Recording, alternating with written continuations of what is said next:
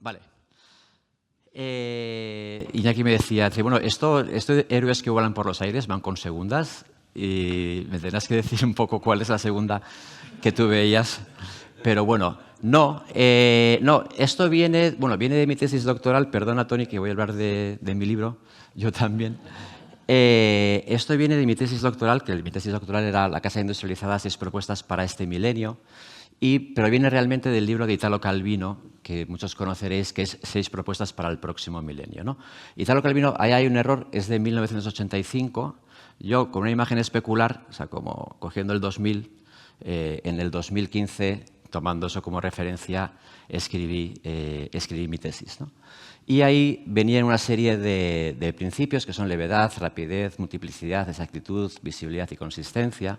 Él hablaba de literatura, lo difícil es hablar de estos términos de literatura, lo fácil es hacerlo en arquitectura. Yo creo que es muy rápido encontrar los paralelismos, ¿no? Y en la parte de levedad, él hablaba del cuento y de esa imagen de héroes que vuelan por los aires, pues como Aladino en la alfombra mágica, ¿no? El barón Munchausen, pues un poco todo esto, ¿no? Entonces, para mí ese término de levedad era súper importante a la hora de entender la construcción industrializada, y yo creo que es el término que más se le acerca a la construcción con madera, ¿no? Aquí está, por ejemplo, la imagen de la silla de la superleggera de Gio Ponti, ¿no? Que yo creo que también muy acertadamente pone a este niño delgado como yo, cogiendo la silla. Y es una silla que está hecha de madera, pero lo bonito de esta silla es cómo está distribuida la madera, ¿no? Son unos perfiles muy aligerados, con una sección puesta en la dirección donde más se van a hacer las fuerzas, y es una verdadera maravilla y una obra de ingeniería, ¿no? Toda silla es una obra de ingeniería, pero en el caso de la de Gio Ponti, que es el autor de Pirelli y el autor de tantas obras emblemáticas, pues es más aún esa producción, ¿no? Entonces, todo esto viene también porque yo creo que todo el mundo que construye en madera, sobre todo hoy en día, tiene algo de héroe, y hay que reconocérselo en muchas maneras, ¿no? Por esta cuestión de la audacia, ¿no? De decir, oye, pues vamos a construir con algo que se ha perdido el conocimiento. No que no tengamos conocimiento, sino que se ha perdido, ¿no? Que había una transición, ¿no? Y todo empieza un poco con las cometas de Octave Chanute, que empezaban a hacer ese sueño de volar posible, ¿no? O sea, ¿cómo podemos vencer la gravedad en cierta manera y volar de una manera un poquito más dirigida y no solamente con los globos aerostáticos, ¿no?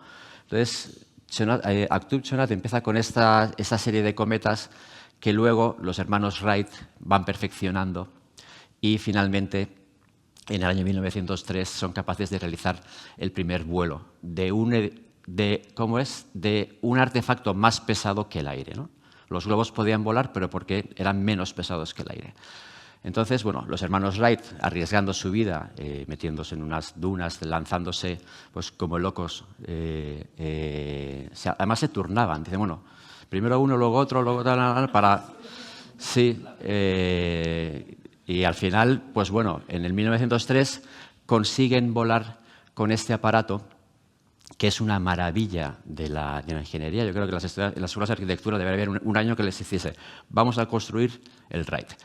No lo vamos a volar porque los seguros de las universidades igual no cubren esas prácticas, ¿no? Pero es muy bonito ver en esa estructura cómo está hecha de madera y cómo está colocada la madera, ¿no?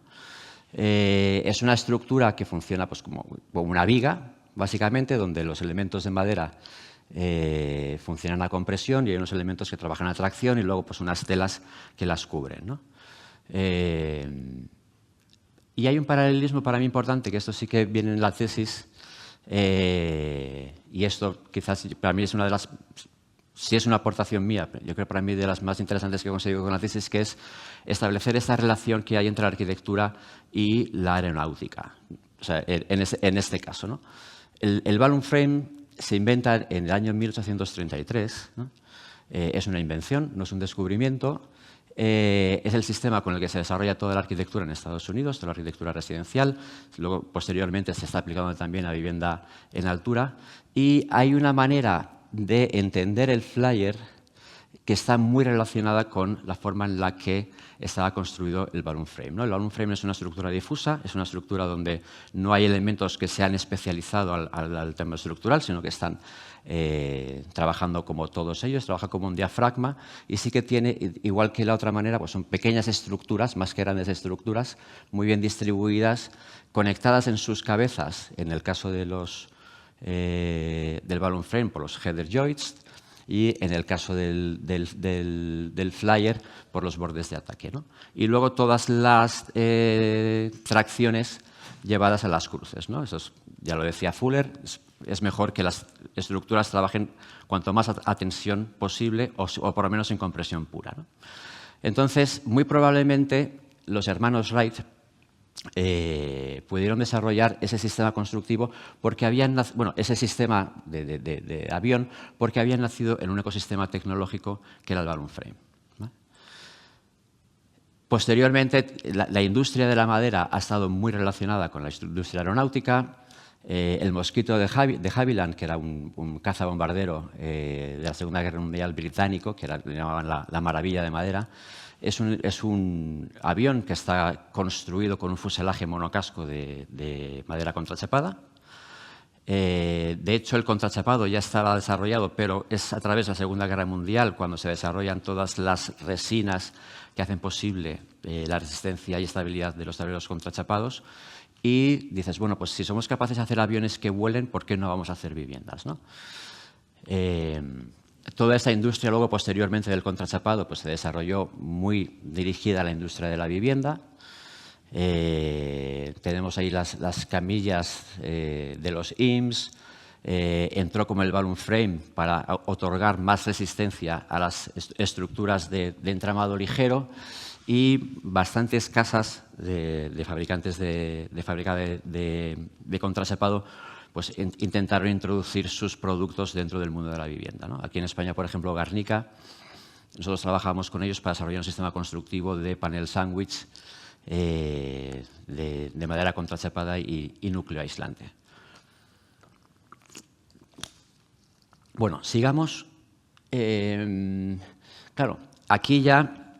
Claro, nosotros vivimos en un país muy de tradición de ladrillo, ¿no? De la tierra, del hormigón, ¿no? Pero ya Alejandro de la Sota tenía una frase magnífica, como todas las que tenía don Alejandro, ¿no? Que decía, si los ingenieros aeronáuticos hubieran concebido el avión de la misma manera que nosotros concebimos nuestros edificios, los aviones nunca hubieran volado, ¿no? Y si lo hubiéramos hecho nosotros, con nuestro sistema constructivo, probablemente no, porque los pasillos del avión los hubiéramos pavimentado con terrazo, ¿no? Entonces, pues claro, los americanos lo hacen con moqueta, que es una tecnología muy propia de su sistema, ¿no? Entonces, ahí es necesario para mí cuando me acerqué a la construcción en madera en altura, para mí fue bastante interesante el tener esa aproximación que tenían los ingenieros aeronáuticos, y luego ya un poco explicaré por qué, ¿no? Dentro del mundo en el que se conciben las estructuras, es muy diferente la manera de pensar de un arquitecto calculista a un ingeniero aeronáutico. En construcción, las estructuras están acabadas, se acaban por añadir masa. Tú vas añadiendo masa, añades masa, hasta que el edificio resiste. Y muchas veces sobredimensionas, ¿no? Un poquito más. En aeronáutica, la estructura está acabada cuando le has quitado todo lo posible, ¿no? Están aligeradas hasta que ya no le puedes aligerar más, ¿no? Esta manera de pensar es radicalmente diferente. Y es una forma de pensar en la que los arquitectos que nos queremos meter en el mundo de la industrialización y en el mundo de la construcción con madera, es muy importante que la empecemos a manejar muy intrínsecamente, ¿no? Vale, esto no es una pausa publicitaria de la oferta gastronómica de nuestro entorno, ¿vale? Sino que eso también fue una de las maravillas que un día, escuchando la radio, me quedé con ella, ¡puf! Y era un cocinero francés que había abierto un restaurante en Tokio y le preguntaban cuál era la diferencia entre la cocina francesa y la cocina japonesa. Y decía, muy sencillo, dice, mira, en Francia un plato está acabado cuando no le puedes añadir nada más, ¿no? Le empiezas a poner salsas, chalotas, cebolla, no sé qué, manojos, no sé qué. Sin embargo, en Japón un plato está acabado cuando no le puedes quitar nada más, ¿no? Entonces, esa manera de concebir las cosas también me pareció una manera muy diferente a la que solemos hacer todas las cuestiones, ¿no? Yo me acuerdo con Iñaki, que tuvimos los primeros estudios con un socio nuestro. Él ponía, yo quitaba, ¿no? Y al final tuvimos que dejarlo, pero digo, joder, es que yo no aporto nada, ¿no? Yo lo único que estoy haciendo es borrar, ¿no? Pero luego me di cuenta que era una acción creativa bastante importante, ¿no? Entonces, esta manera radical de pensar es muy importante y es una cuestión cultural. Creo que la construcción con madera, una de las barreras que tenemos son más culturales que tecnológicas, ¿no? Nosotros vivimos en un país del peso, vivimos en un peso de la gravedad, vivimos en un sitio donde las cosas son grandes, gordas y pesan, ¿no? Y esta es muy curioso, por ejemplo, el monasterio del Escorial, que es yo creo que un buen ejemplo de esto, ¿no? Un palacio del emperador cuyos muros pues, deben tener unos espesores de 1,5 metros o más, pero como muy poquito tiempo después, o sea, en esta época, pues esto, 40 y pico, 50 años de diferencia no era nada, ¿no? Otro emperador, en este caso el emperador en Japón, se construye su palacio, y su palacio es un palacio de papel. Es un palacio donde los muros están construidos con papel. Y cuando digo de papel, quiero decir de papel, o sea, no es una metáfora, ¿no? Entonces, eso ya es una manera muy diferente de pensar. Es una manera muy diferente de concebir la arquitectura. Y es una manera que no solamente es un posicionamiento estético, sino que también es un posicionamiento ético. Y a nosotros nos viene muy bien ahora en ese momento en el cual tenemos un problema de materiales, un problema de energía, donde la esencialidad va a ser muy esencial, ¿no? Y esto fue un poco lo que nosotros desarrollamos en Budea, ¿no? Ahora estuvimos ahí en el congreso y demás, y en el petardeo este de las copas y de tal, dice, ¿y tú quién eres? ¿No? No, pues yo soy Pablo Sáez, ¿y tú qué haces? Digo, pues mira, yo llevo 4 años trabajando no en qué bonito se ve el edificio desde esta esquina, ¿no? O en la tipología o en el no sé qué, sino en cómo conseguir un sistema constructivo de 1.250 euros metro cuadrado. ¿Vale? Y entonces aquí, esta fue un poco la investigación de nuestros años, donde empezábamos comparando con el sistema estructural en hormigón y dentro de esos primeros sistemas de CLT, cómo podíamos ir quitándole madera a la estructura hasta llegar a la estructura más esencial posible que pudiera competir en precio con las estructuras de hormigón. Digo, ese es mi trabajo. Mi trabajo es un trabajo puramente de metros cúbicos de madera por metro cuadrado de tal. Y la verdad es que ha sido un trabajo que he disfrutado muchísimo, ¿no? Y ahora venimos a la presentación del libro de Toni y hay una cosa que ya el título nos dice bastante, ¿no? Primero es arquitectura de madera industrializada en España, arquitectura. Estamos hablando de arquitectura, no estamos hablando de construcción. Yo creo que es muy interesante esto, y además aquí en el Colegio de Arquitectos verlo. Hemos oído hablar mucho de construcción industrializada de madera, estructuras de madera, tal, pero quizás nos falta hablar desde el aspecto de la arquitectura. Entonces, vamos a hablar de arquitectura. Aquí los referentes son los estudios de arquitectura, pero luego lo siguiente, y ahí eso yo creo que es donde viene todo el interés, es que son sistemas, procesos y proyectos. Y ponemos en primer lugar sistemas, ¿no? Que no hemos puesto en primer lugar proyectos, procesos y tal. Entonces, darle la importancia a los sistemas y a los procesos frente a los proyectos es una cuestión trascendental que tenemos que tener los arquitectos si queremos acercarnos al mundo de la madera. Y ya no es tanto qué bonito se ve, sino cómo podemos hacerlo posible. Y entonces, pues bueno, vamos a ver proyectos. Vamos a ver proyectos que son magníficos. La verdad que aquí a nivel nacional tenemos una cantidad de proyectos que yo creo que aguantan muy bien un contexto internacional. Bueno, pues Tomás Bretón aquí en Madrid, los proyectos de Iñaki como pionero, a veces casi en exclusividad, pero bueno, también están Fermín Vázquez con Hierbabuena y demás. Peristoral, nosotros hemos tenido la suerte de participar en alguno de ellos, pero luego también, y esto no lo he cogido del libro, pero bueno, pero podréis, que hablamos de sistemas, ¿no? Es aquí donde tenemos que fijar la atención. Nosotros como arquitectos tenemos que fijar la atención más en ese detalle constructivo, más en qué tipo de sistemas pueden hacer posible esta arquitectura y ponerlo por delante de lo que es lo que entendemos como proyecto, ¿no? ¿Para qué?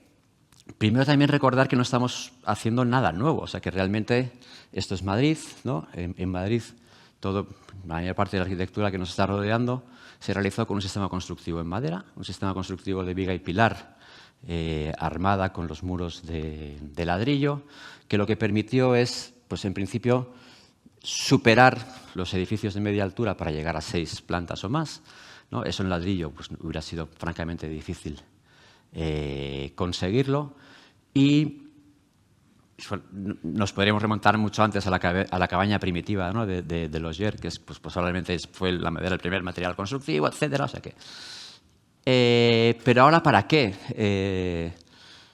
Ahora, fundamentalmente, para hacer posible esto, ¿no? Es resolver lo que llamábamos en Budea el trilema de la vivienda sostenible y asequible. Es decir, no hace falta que diga, ¿no? Tenemos una crisis de necesidad de nueva vivienda, emergencia climática, el coste de la vivienda es excesivo en general. Entonces, ¿cómo resolver ese problema de las 3 maneras a la vez, ¿no? Tú puedes resolver el problema de la crisis de vivienda, pero con el sistema constructivo tradicional que tenemos ahora y muy probablemente ataquemos negativamente el problema de la emergencia climática haciendo viviendas muy contaminantes, ¿no? O podemos dar respuesta a la crisis de la vivienda con viviendas altamente sostenibles, pero tendríamos viviendas caras. Entonces, ¿cómo resolver esto adecuadamente? Y es aquí donde entran ya las estrategias de la construcción industrializada. Entonces, aquí lo que tenemos que tener en cuenta es que no por utilizar madera ya estamos industrializando. No por pensar que estamos uniendo componentes ya estamos industrializando. Y el objetivo no es industrializar para estar en la ola del momento en el que, si no hablas de industrialización, parece que estás quedándote atrás, ¿no? Lo que tenemos que tener en cuenta ahí es cuál es el objetivo de la construcción industrializada y que no es un fin en sí mismo. Y es esta frase que decían Charles y Ray Eames, que ellos querían hacer lo mejor para la mayor cantidad de gente al menor coste posible. Y eso es lo que la industria ha sido capaz de hacer, ¿no? Es proyectos accesibles al público en calidad y en precio. Con lo cual, ese es el objetivo que tenemos que perseguir y para esto es lo que vamos a utilizar las estrategias de la industrialización, que serían, para mí, y no únicamente, o sea, esto sí que es un poco también conclusión de la tesis. Por un lado, la idea del montaje, que ya viene implícita en la construcción con madera, ¿no? Montamos componentes, unimos y demás, pero un buen uso de la digitalización, que en madera se hace muy bien, ¿no? Todo lo que diseñamos en BIM pasamos a CADWorks, luego pasa a producción de manera exacta, ¿no? Otro de los temas de Italo Calvino, pero luego además la organización del trabajo a través del Lean Production, Lean Construction, no solamente a la hora de diseñar, sino también a la hora de fabricar, toda la parte de logística y toda la parte de montaje, ¿no? Y finalmente le añadimos la madera técnica como material pues, para resolver ese problema de vivienda sostenible y asequible. Vamos a tener que trabajar con las estrategias del Design for Manufacturing and Assembly. Es decir, tenemos que entender los procesos de fabricación, tenemos que entender los formatos del material para sacar el máximo rendimiento de ellos, pero luego también tenemos que entender cómo se montan y que ese montaje sea fácil, que pueda ser montado. No quiere decir que esté diseñado para el montaje. O sea, el montaje tiene que ser ágil, flexible y súper simplificado, ¿no? Y esto fue un poco lo que estuvimos también trabajando en Budea, ¿no? A mí me gusta mucho la planta que teníamos del Budi, porque en cierta manera me recuerda a ese flyer, ¿no? Si vemos la estructura del avión otra vez, ¿no? Esa estructura porticada con una estructura muy racional, muy concreta, ¿no? Y es la búsqueda de la sencillez frente a la búsqueda de la complejidad, ¿no? Que dio, por ejemplo, esta imagen del edificio de Madreselva, que esta fue nuestra propuesta al estudio de arquitectos. Lamentablemente, finalmente se optó por una solución, para mi modo de ver, mucho más compleja, una solución híbrida, acero, madera, pero con las uniones no demasiado bien resueltas y ahí hablamos, no que se pueda montar quiere decir que esté diseñado para ser montado, ¿no? ¿Y ahora dónde mirar? ¿No? Yo creo que es muy bonito siempre mirar fuera de la arquitectura y aprender de esto, ¿no? Aquí están las estructuras volantes de José María Iturralde, que desarrolló entre el 75 y el 90. Son unas estructuras de madera muy, muy, muy livianas, ¿no? Tensadas, aparte de esas diagonales, pues con ese papel japonés, ¿no? Y, que realmente vuelan. Son esas estructuras que están también inspiradas en las de Graham Bell. Por ejemplo, a mí me parece muy interesante el trabajo de este diseñador, Christian Borger, ¿no? Que en Internet es Seaborg, que trabaja con el concepto de ultraligero, ¿no? Y son edificios de mobiliario, pero que tienen esa idea de la sencillez y de la levedad de las estructuras, ¿no? Y que podríamos ver que serían directamente llevadas a la arquitectura casi como de manera literal, ¿no? Todo el tema de la nueva unión de la carpintería japonesa, ¿no? Cómo podemos unir todas las máquinas de CNC que tenemos ahora con las técnicas de uniones que antes se hacían a mano, ¿no? Y que eran muy complejas, muy artesanales, pero ahora cómo podemos utilizar esas dos herramientas para construir kits de ensamblaje sencillo a través de estas nuevas tecnologías. Seguir trabajando mucho en la unión, ¿no? En cómo poder hacer uniones que no tienen por qué ser complejas, ¿no? Pero ahí podríamos ver cómo a través de esas herramientas de CNC se pueden llevar a cabo soluciones de nudos muy, muy complejas que de manera artesanal no serían posible. Pero aquí también tener cuidado de no caer en la complejidad, ¿no? Esto fue en el Congreso de Innsbruck, del Fórum de la Madera, que por un lado vemos, ese es el arquitecto que desarrolló todo el sistema constructivo de Post and Plate de Brock Commons, ¿no? Que yo cuando lo veía digo, vamos, qué valor, porque es un tablero con 4 patas, como si fuese una mesa, pum, así, ¿no? Pero que luego están desarrollando ese sistemas de anclaje para edificios en zonas con riesgo sísmico, ¿no? Y que es una burrada de anclaje.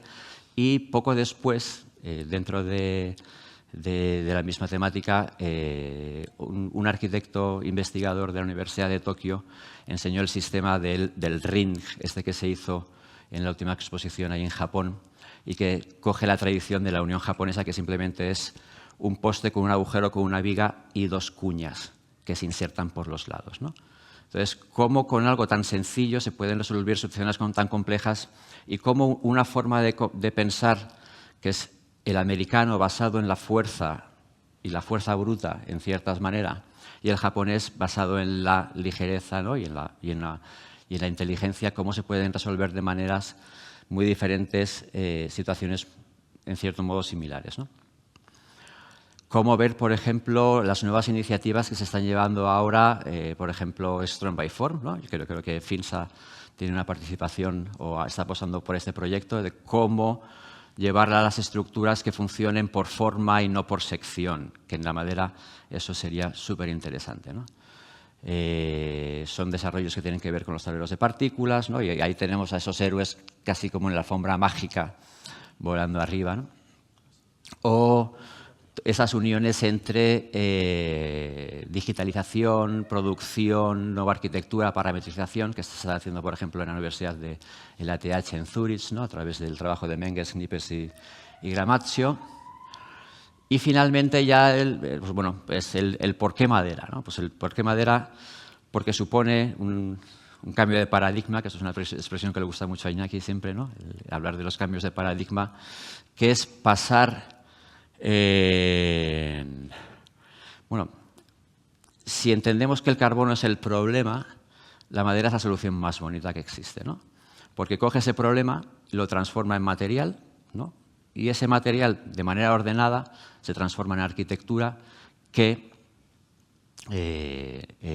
se va a convertir en un sumidero de carbono, pero que además va a tener, si esto funciona, va a tener una atracción para que los bosques se cultiven, se cuiden y aumenten, ¿no? En los países de tradición maderera los bosques no desaparecen, ¿no? Sino que van aumentando porque son elementos productivos que asentarán de nuevo más CO2, que generarán más bosques, con lo cual se va a crear un círculo virtuoso que nos va a permitir pues cambiar el cuento y cambiar el relato, ¿no? Este es el cuento que tuve el placer de que FSC lo produjera y lo editara el año pasado, y que quizá yo creo que puede tener un impacto mucho mayor que las otras 2 tesis doctorales en cambiar el paradigma, ¿no? Porque al final se lee en 15 minutos y al final va a formar parte de ese ideario y de ese relato cultural que nos harán que cuando